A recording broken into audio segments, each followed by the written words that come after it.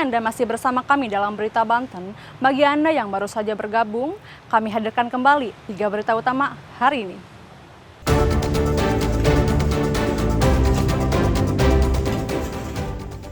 Lapuk termakan usia, tembok rumah warga miskin di Cilegon ambruk.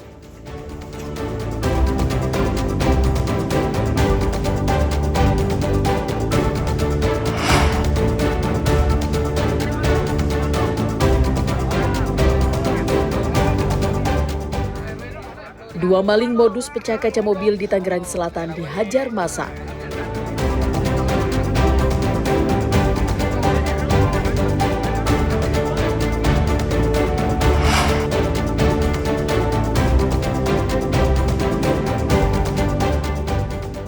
Harga jual kelapa di tingkat petani di Kabupaten Lebak tetap rendah.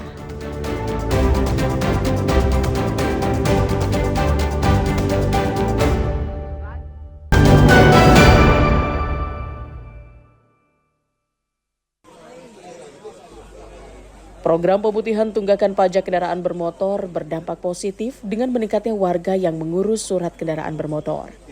Lonjakan mengakibatkan ketersediaan material atau belangko surat tanda nomor kendaraan atau STNK di kantor UPT Samsat Kota Cilegon habis. Selain membayar pajak, banyak pemilik kendaraan bermotor juga sekaligus mengurus proses balik nama kendaraan.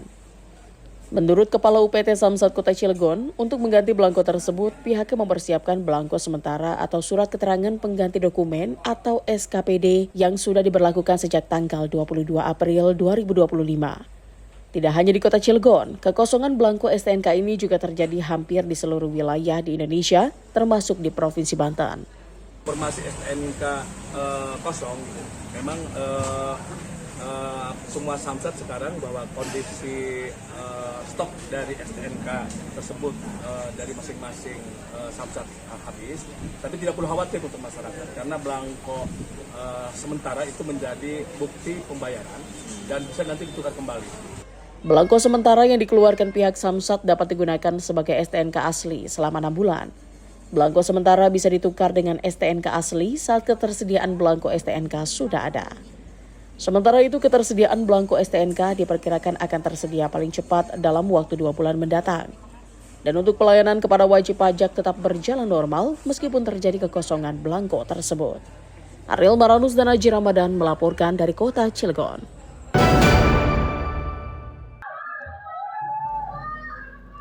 Sejumlah pegawai di lingkungan Pemkab Pandeglang berlarian keluar gedung saat terjadi gempa bumi. Mereka langsung berlarian ke tempat terbuka dan berlindung di bawah meja untuk menyelamatkan diri. Sementara para petugas Badan Penanggulangan Bencana Daerah Pemadam Kebakaran Kabupaten Pandeglang langsung melakukan pertolongan pada korban yang terjebak di dalam ruangan. Kejadian ini merupakan simulasi dari penanganan bencana gempa bumi yang dilakukan Badan Penanggulangan Bencana Daerah dan Pemadam Kebakaran Kabupaten Pandeglang dalam rangkaian Hari Kesiapsiagaan Bencana.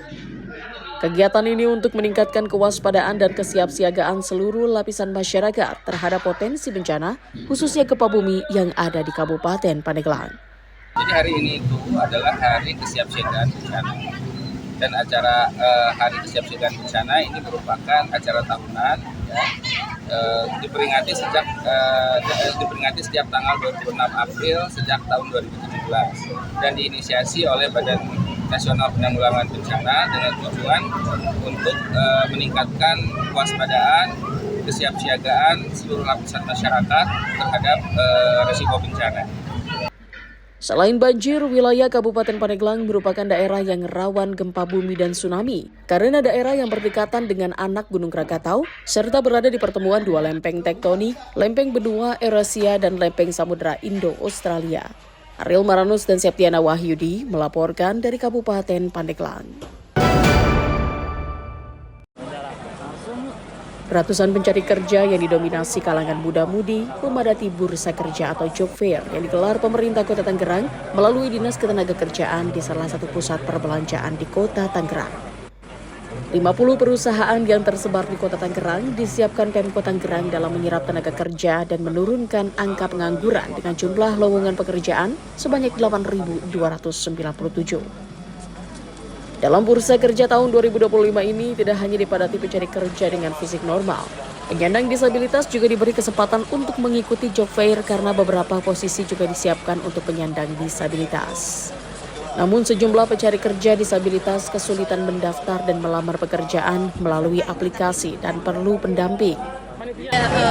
Di tahun ini job fair ini ya kesempatannya terbuka sekali untuk penyandang disabilitas khususnya, karena memang ini sebenarnya untuk khusus job fair disabilitas itu sebelumnya di tahun lalu tapi khusus gitu hanya teman-teman disabilitas. Nah di tahun ini digabung nih sama teman-teman non disabilitas dan teman-teman disabilitas agar lebih setara lagi, dan sebanyak 50 perusahaan yang mengikuti job fair pada hari ini gitu, dan yang terbuka untuk teman-teman penyandang disabilitas itu cukup banyak gitu.